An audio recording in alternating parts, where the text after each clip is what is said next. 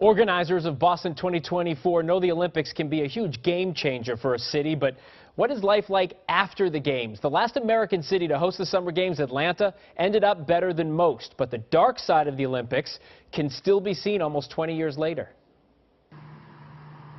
The dreaded white elephant, something left behind, not being used for anything. The folks here in Atlanta did their best not to create any, but in the end, this horse racing complex would qualify as just that. And it's not alone. This is a perfect example of that. This massive structure, this is a 7,000-seat tennis stadium that was built specifically for the 1996 Olympics. Now take a look at it. Under barbed wire, it sits empty, overgrown with weeds, no trespassing signs, and this is where Andre Agassi won his 1996 gold medal. A handful of Atlanta's venues had the same fate, but the 96 Games considered a large success, also built for the future. Olympic Stadium is now Turner Field, home to the Braves, designed specifically so part of it could be torn down after the Games.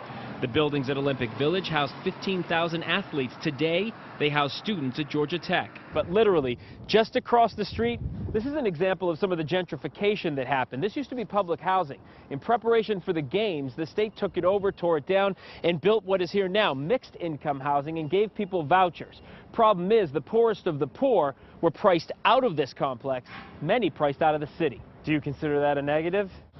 I do. A.D. Frazier was chief operating officer of the Atlanta Games. He knows people were displaced. He sees it as an unfortunate consequence of building the city. From the standpoint of low-income people and for public housing advocates, this was a very bad thing.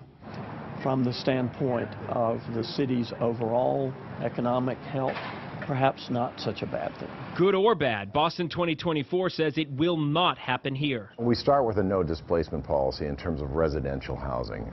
We did that across the board with each one of the cities. Just one of the many lessons learned from Atlanta. Of course, I jumped on it. Atlanta also saw 47,000 volunteers that summer. The morning after the bomb went off in Centennial Olympic Park, volunteer attendance 141%. Jennifer Maxey was there.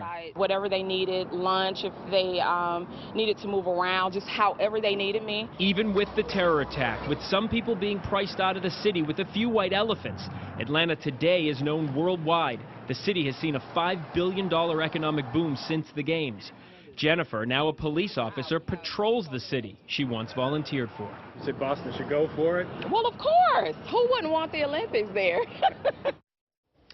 Not everybody, that's who, especially some who were stuck on the rails these past 3 weeks, wondering to themselves, how could this system handle millions of people in for the Olympic Games? Boston organizers want to make the venues walkable, they say, but they say there still would be a heavy investment in public transportation.